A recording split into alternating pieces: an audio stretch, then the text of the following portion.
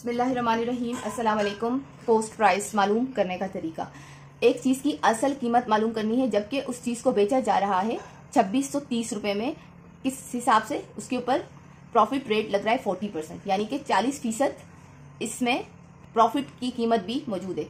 2630 रुपये चीज़ की असल कीमत नहीं है, उसमें नफ़ा भी डाला गया है 40%, तभी वो 2630 रुपये हो रहे हैं। अब अगर 40% जो नफ़ा है उसका अमाउंट निकाल लें तो कितने पैसे बनेंगे चीज़ की असल कीमत के। तो कॉस्ट प्राइस मालूम करने के लिए, चीज़ की असल कीमत को मालूम करने के लिए फॉर्मूला है CP यानी कि cost price is equal to selling price divided by 1 plus profit rate. यानी कि 1 प्लस से आप ये मुराद लें कि एक तरफ चीज़ की असल कीमत है और दूसरी तरफ उसमें 40% प्रॉफिट रेट भी मौजूद है कि 100% चीज़ अपनी असल कीमत के साथ मौजूद है और 40% वो नफ़े की कीमत के साथ मौजूद है। अब इस फॉर्मूले के अकॉर्डिंग हम ये वैल्यूज पुट करेंगे। CP मालूम कर रहे हैं, कॉस्ट प्राइस तो उसको एज इट इज लिख दिया। सेलिंग प्राइस क्या है, टोटल पैसे लिए जा रहे हैं चीज़ को बेचते हुए 2630 रुपये। अब प्रॉफिट रेट लिखने हैं यहाँ पर 1 प्लस प्रॉफिट रेट 1, यानी कि 100% चीज़ की अपनी कीमत प्लस उसमें 40% टैक्स रेट है। इस तरह से 40% टैक्स रेट। अब 1 प्लस 40 क्या हो जाता है 100 एंड 100% से टैक्स की कीमत और 40% प्रॉफिट रेट, तो 140%। ठीक है, और ये एज इट इज ऊपर है। अब ये 40% जो है, हम परसेंट को अगर खोलें तो इस तरह से लिखेंगे ना, 140 बाय 100 और डिवाइडेड बाय 2630 ये ऊपर है। अब ये 2630 बाय 140 बाय 100 ये ठीक लग रहा है, देखने में भी नहीं लग रहा। और हम इसको आगे सॉल्व कैसे करेंगे जब तक ये खुद आपस में सॉल्व नहीं हो जाते। डिनोमिनेटर के पास भी ये समझ लें डिनोमिनेटर है। तो ऐसी सूरत में मैं आपको पहले भी सिखा चुकी हूँ कि ये जो हमारे पास नीचे 100% है, हम इसको ऊपर शिफ्ट करेंगे। यहाँ ये डिवाइड में ऊपर जाएगा तो ये मल्टीप्लाई में शिफ्ट हो जाएगा। ये 100 ऊपर आ गया मल्टीप्लाई के साथ। अब यहाँ से 100 शिफ्ट हुआ तो यहाँ से कट गया।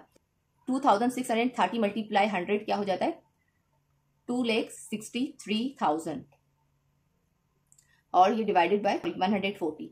CP ही मालूम कर रहे हैं तो दोबारा से मैंने CP लिख दिया। अब इसको हमने इससे डिवाइड करना है तो हमारे पास एक चीज़ की असल कीमत आ जाएगी। ये और ये जीरो आपस में कट गए और हमारे पास है अभी 14 डिवाइडेड बाई 26,300। 2 7 14, 2 1 2, 2 3 6, 2 1 2, 2 5 10 and again.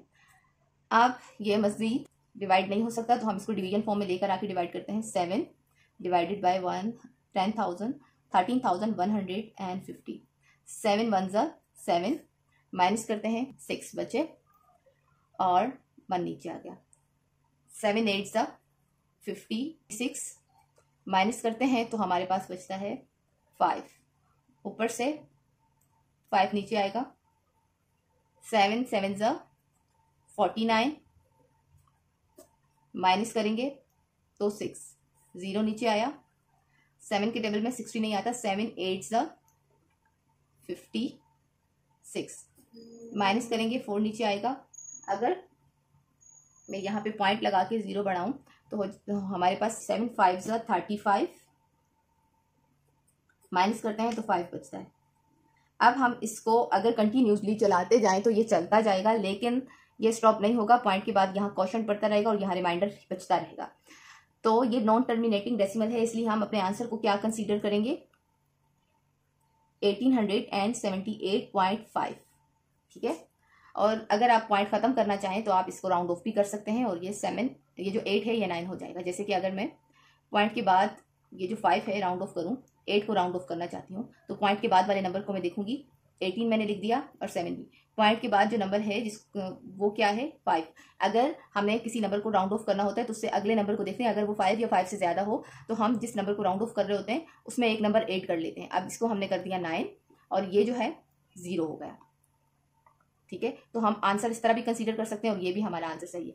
इस तरह हमें पता चला कि जो चीज़ 2630 रुपये में बिक रही थी उसकी असल कीमत क्या है 1879 या फिर 1878.5। इस तरीके से आप ले सकते हैं। तो ये इस तरह कॉस्ट प्राइस हम किसी भी चीज़ की मालूम कर सकते हैं। ये हमारा आंसर है।